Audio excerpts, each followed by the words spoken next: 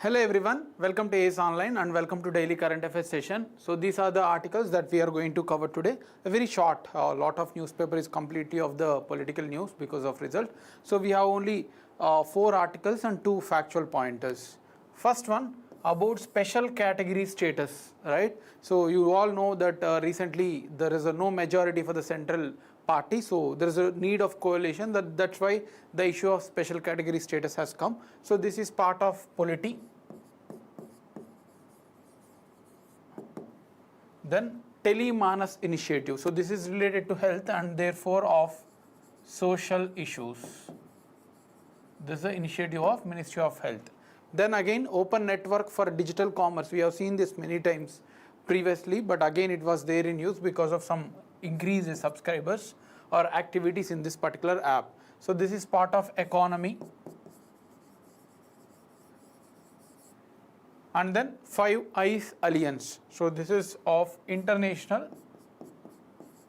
relations, IR, right? Then comes some factual pointers and of course some practice questions, right? So these are the 4 articles and then few factual pointers that we are going to cover today.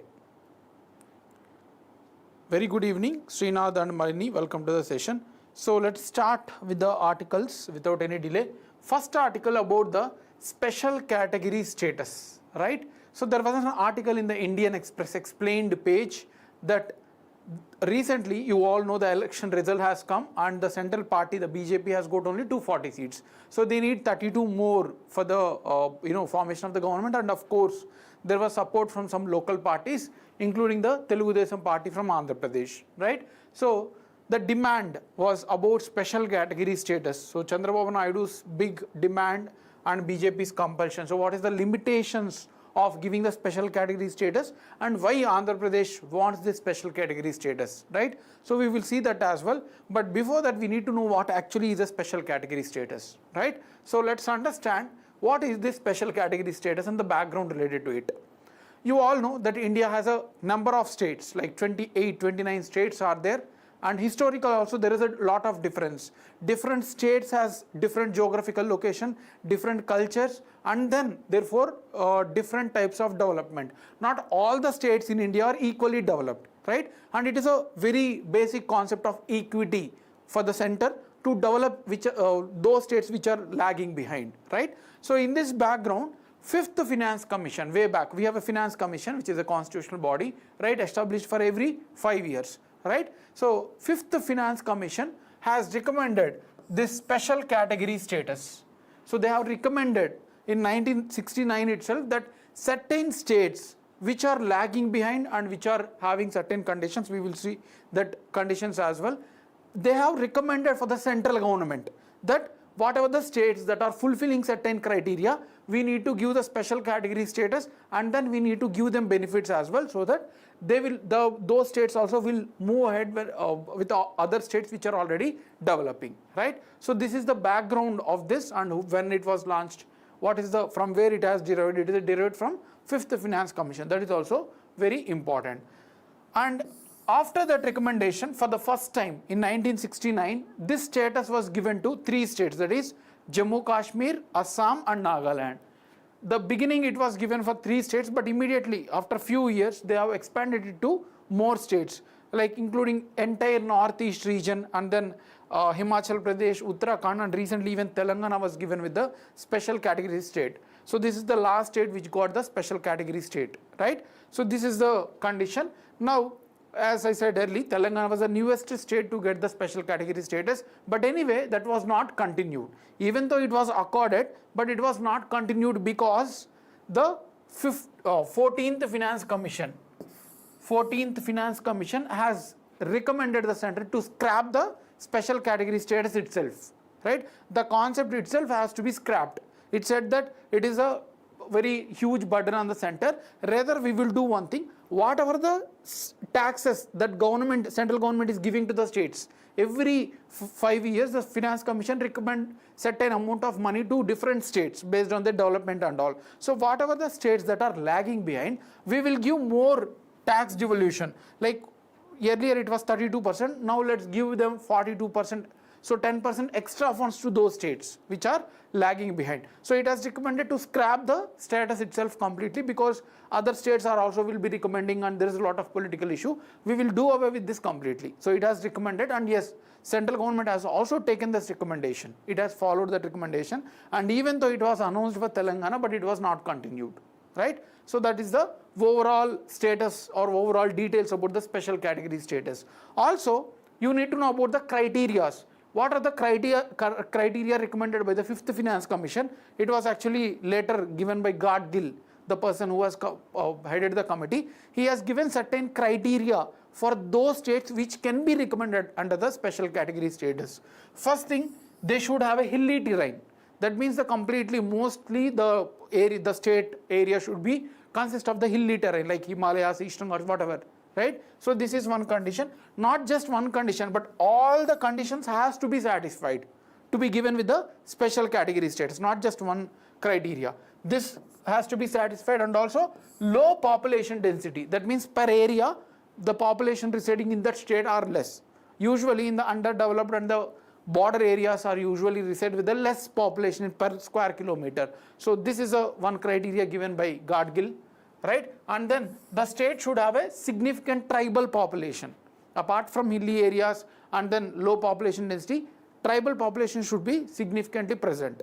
Similarly, strategic location along the border. The particular state should strategically located in the Indian borders, like you can see here, yes. So international borders.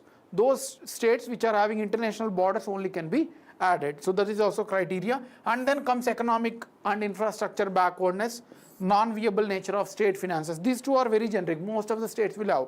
But all these 5 conditions has to be satisfied to get the special category status. So this is what the criteria given. But anyway, it was scrapped completely, right? Now, what are the benefits? Why states are recommending special category status? Even Bihar asked for it, Odisha has asked for it, along with Andhra Pradesh as well. So what is the benefit if it is announced? The benefits are few.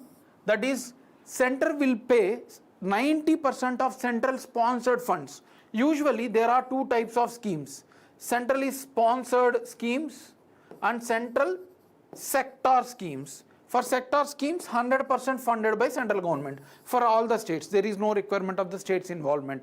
But in case of centrally sponsored schemes, only 60% are given. Only 60% are given by the center, and rest of the 40% the state has to spend. For example, there is a centrally sponsored scheme called as Project Tiger to conserve the tigers. Whatever the amounts that are required, only 60% will be given by the center. Rest of 40% the states has to spend, right? But if special category status is given, even it is recommended that 60% only is given by the center, it will be converted to the 90%. So the scheme, 90% of those funds will be coming from the center itself. So state can be spent only 10%. That is one criteria, one benefit that after announcement they will get. And unspent money, for any given money to the states, if it is not spent within that financial year, the funds will go back to the Consolidated Fund of India. So even if the funds are not spent completely, those will not lapse. They will remain with the states itself. Those declared under special category status. So this is also one more benefit. Similarly, they will have a excise and custom duties, income tax, corporate tax, there will be have a concessions. Usually income taxes are collected by the center and then distributed to the states. So these states which are already under the special category status, they will get more tax devolution. They will be getting more funds of the contributed for the center, so they will give more to these particular states, right? And then preferential treatment in central funds. 30% of every year budget will be allocated to the special category states. 30% of total funds. So all these benefits will be available. That's why states are trying to get this particular status, right? So these are all the benefits. Now why AP government is demanding for it? First thing, when there was the AP Reorganization Act, when there was a division between Andhra Pradesh and Telangana, the then government, central government, which is UPA, United Progressive Alliance, right, in 2013, they have promised that AP government will get the special category status. They have promised it when the bifurcation was happening. But after that, 2014, immediately the government has changed. From UPA to NDA, the government has changed. And the funds the status which was promised by earlier government was not given by the next government, because 14th Finance Commission has scrapped it, right? It has scrapped. So that's why they have not given. Rather, they have promised that we will give extra funds, but special category status was for 5 years, that was not given, right? Now the AP government also says that the total debt, when the Andhra Pradesh and Telangana was bifurcating, there are 100% of debts, like say for example 100 crores debts.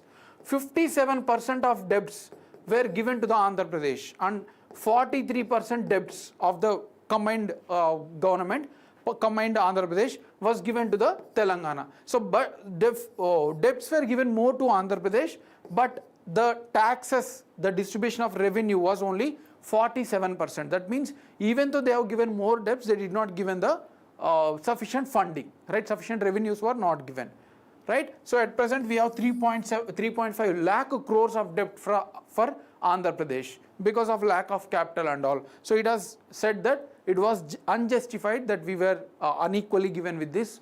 So that's why we want the special category status now. So the Telugu Desam, Chandrababu Naidu led Telugu Desam party now is going to play a key role.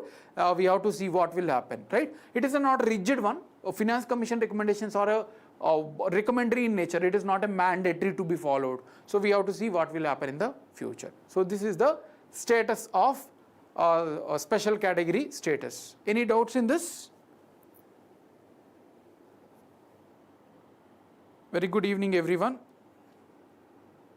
Any doubts in this?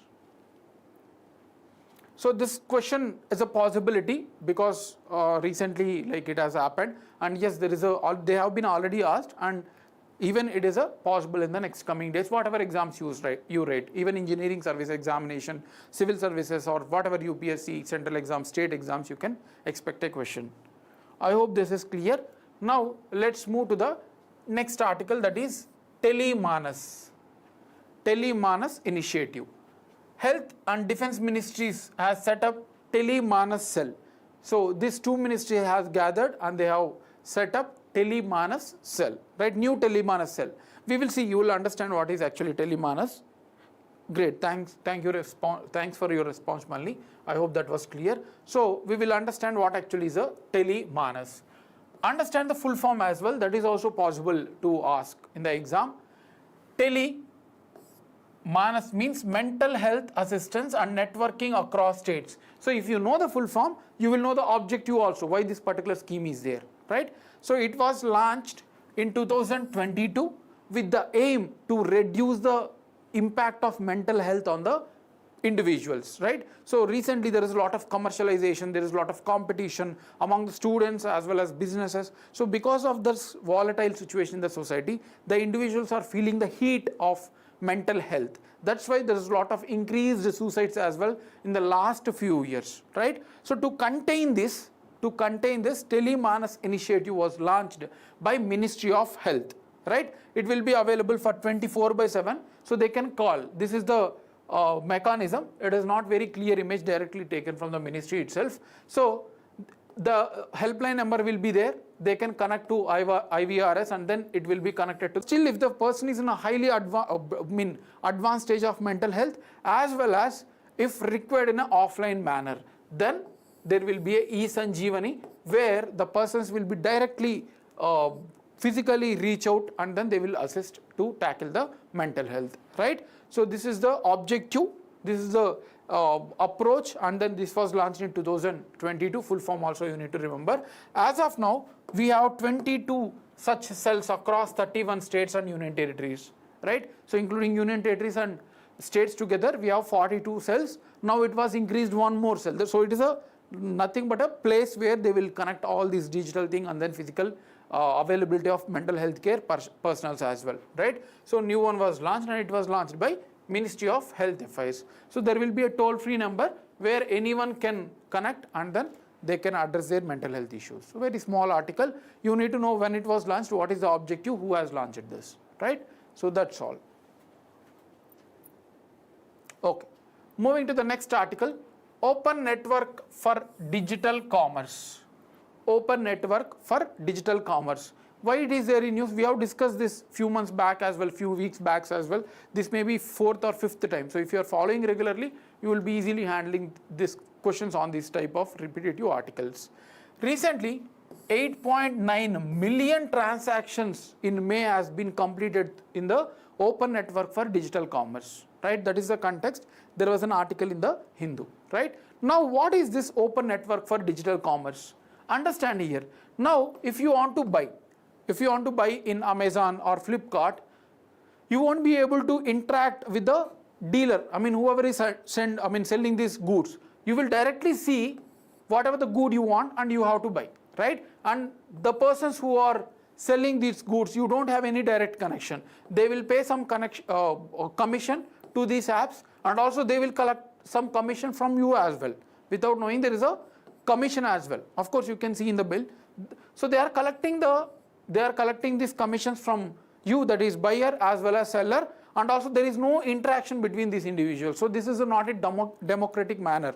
They are collecting the commissions and all, they are doing it a business, right? And you don't have any process to inquire with the seller, what is the quality of good, what is included in this. So it was not clearly visible, right? Now the government has come up with a new initiative, that is Open Network for Digital Commerce, ONDC, where the same good, for example, this pen will be sold by the different individuals or different sellers. So you can interact with them and you can choose whatever you want. There won't be any commission. You can directly interact with the sellers, and then you can question whatever queries you have, and then you can directly buy it, right? So it is a democratic manner where the individuals can log in and then you can buy.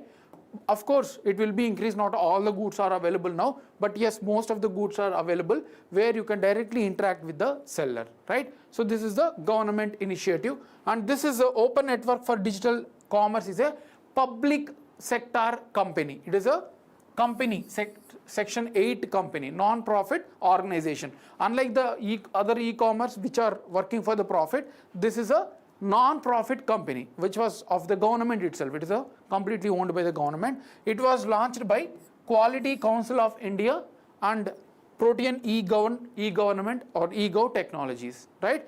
This app was made by Quality Council of India and then Protean eGov Technologies, but it was launched by the Indian ministry, that is Department for Promotion of Industry and Internal Trade under Ministry of Commerce and Industry.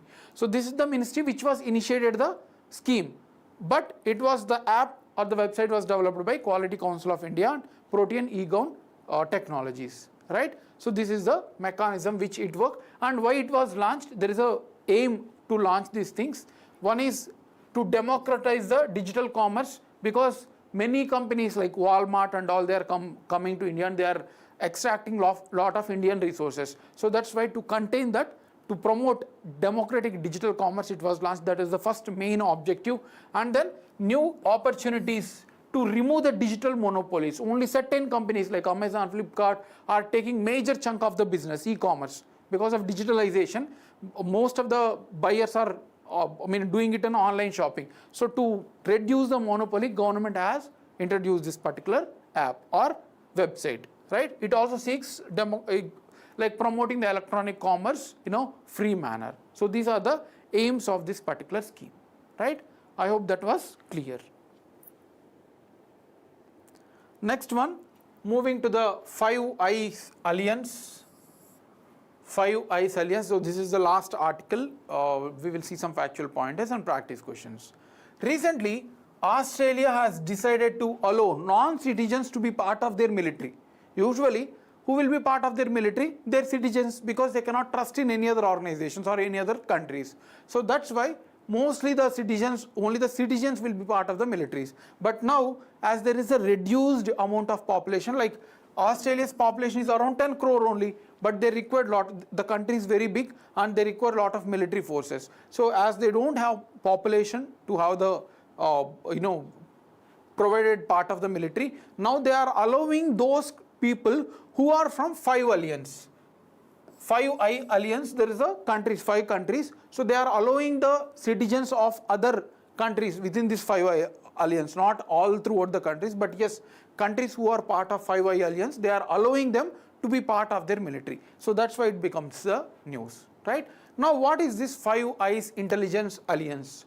It is a non-political, that means they are not going to share the political, like which party, what parties and all within the country. They are not sharing any political things. It is only intelligence. If there is any security threat, like five countries, Australia, Canada, New Zealand, United Kingdom, United States. So these 5 countries together, whatever intelligence that they have, they are sharing each other so that they can help. If there is any threat, any intelligence information because of any threat emerging, so they will share among themselves and then they contain this security threats. So that is the objective, right? So that is the objective. It is completely of intelligence documents and intelligence data. It is not a political related thing. And let's also understand when it has emerged. This has come even during the World War II. During World War II, there was a lot of intelligence information which is required to contain Germany, right? Especially under the Hitler. So first it was launched by US and Britain, United States and UK in 1943 to to decode the information of German and Japanese militaries. So Japan and Germany was under the Axis powers and these are under the Allied powers. So to tackle or to decode the information sharing, this initiative was launched by United States and UK, Britain, right? So they have signed the agreement, they have started sharing the information and all. Later, Canada has joined in 1949 and then New Zealand and Australia joined in 1956. So together these 5 countries, recently even some Canadian citizen was killed by some Indian there in the Canada and the information was given by USA under this 5-Eye Intelligence Network, right? So this is the objective and this is the history, right? So that is of today's articles. Now let's see some factual pointers and then we will close after solving some questions, right? I hope this is clear, these 4 articles. Of course, they are short but very important articles. There is a report released by State and Trends of Carbon Pricing 2024. State and Trends of Carbon Pricing 2024. The report was released by World Bank, right? This also important, and you also need to know about what actually is a carbon pricing. For example, I am starting an industry, textile industry. So I am releasing lot of carbon, CO2 into the atmosphere. So based on the amount that I am releasing into atmosphere, I need to pay taxes to the government, carbon tax or carbon pricing, because carbon dioxide is not healthy for the atmosphere as it leads to the greenhouse gas effect. That's why I need to pay. So if we are taxing the industries based on the amount of CO2 they are releasing, in the future they may shift to the technologies which will not release the CO2 to the atmosphere. That's why carbon pricing is there. So carbon pricing means a tax collected on those industries which are emitting carbon dioxide into the atmosphere. So you need to know about the definition as well, right? Next article or next fact, World Environment Day, very popular, you might be aware. That is, you have to remember, mostly you will be remember, but the theme is also important here. It was celebrated every year on June 5th, right? Very popular, and it was launched by United Nations Assembly in 1972. So this was launched after Stockholm Conference, where United Nations Environment has also come into the picture, right? So it was launched in 1972 to promote awareness about the protecting the environment, right? And this year theme, this is the most important for us: land restoration, desertification and drought resilience. So land restoration means whatever the degraded land we need to restore. Desertification means the land which is fertile is becoming very infertile, right? So that is desertification. And drought as well. So resilience to these disasters or desertification. So that is the theme of this year initiative or World Environment Day, right? Those are the articles and facts for today's article. Let's solve some practice questions. First question about the special category status. Which of the following statements about special category status is correct, they are asking. So they are asking which statements are correct about the special category status. First one, it is granted to some states in India according to the provisions mentioned under Article 323 of Indian Constitution. So it is a constitution article they are saying. First statement, right? Second statement, it is granted only to those states which have international borders. So they are saying that they will be given only to the states which are having the international borders, right? When the status is granted to any states, central sponsored schemes are funded with 100% from central funds.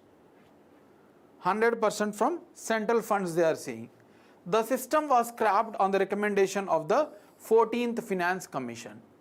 So first statement is wrong because it is nowhere mentioned in the constitution. It is just a recommendation made by the what you call 5th Finance Commission, right? Second one, it is granted only to those states which are international boundaries. No, there is no such rigidity. They can give to any states, right? So they can give to any states based on the recommendation, and of course that is not mandatory. Government can give whatever they want. When the states are granted with status is granted to certain states, it is not 100% funded, but mostly 90% of funds will be given by the center. So answer is D. Yes, it was scrapped through 14th Finance Commission. Correct, Santosh, Malini, Srinath and Ramya. Very good. Next question. With reference to Telemanas initiative, consider the following statement. So we have seen the Telemanas initiative. Let's see what is this. The question is asking, it is an initiative that focuses on offering affordable credit to MSMEs, particularly those involved in the manufacturing activities. So that is the first statement. Second one, it has been launched by Ministry of Health and Family Affairs. So what is the answer for this?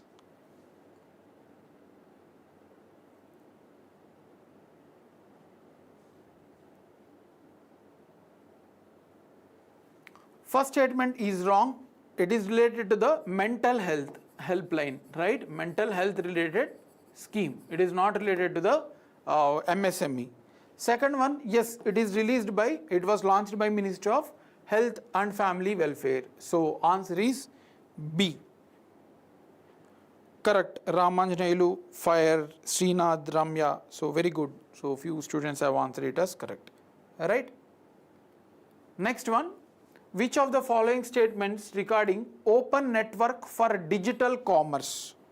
Open network for digital commerce is correct. They are okay or correct, they are asking.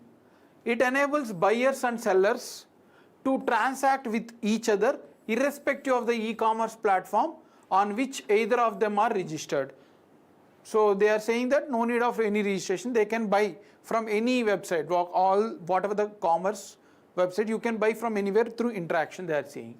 It is an initiative of Ministry of Heavy Industries.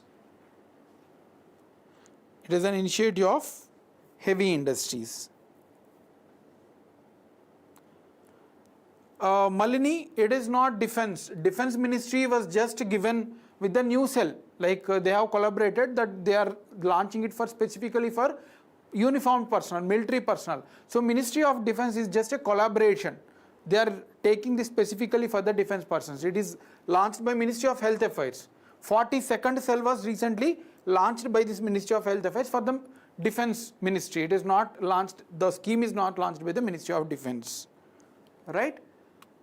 So first statement is correct. Yes, they can buy whatever from whatever registered, even without registration, they can buy whatever through interaction. It is initiative of Ministry of Heavy Industries. Wrong. It is the Ministry of Commerce and Industries. Right? So answer is A. Yes, Fire, Srinath, Santosh, Ramanjanailu, Ramya, all of you are correct. Right? Next one, State and Trends of Carbon Pricing 2024 report was recently published by World Bank, World Economic Forum, United Nations Environmental Programme, Conservation International.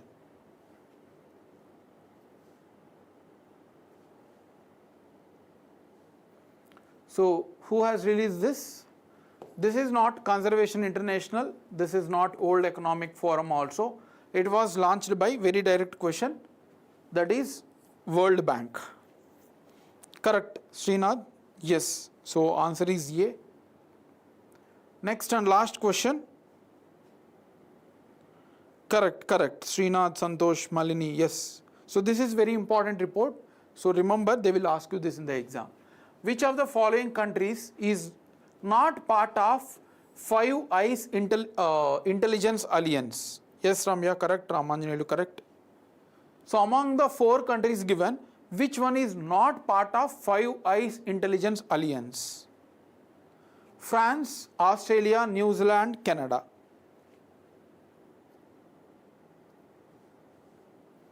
Correct. So Australia is there, that's what the military we have seen, New Zealand, Canada, these 3 are part of it. Only the France is not part of it. So this is wrong and hence it is correct. Yes, Srinath, Ramya, Ramanjanelu, Santosh, Fire, all of you have answered it as correct. Right? So these are the articles, important articles for today or relevant articles for our exam. So we have a short session. Hope you have enjoyed and be prepared, prepare yourself, diary, revise them and it will be really helpful. Right? Have a great evening. Thank you.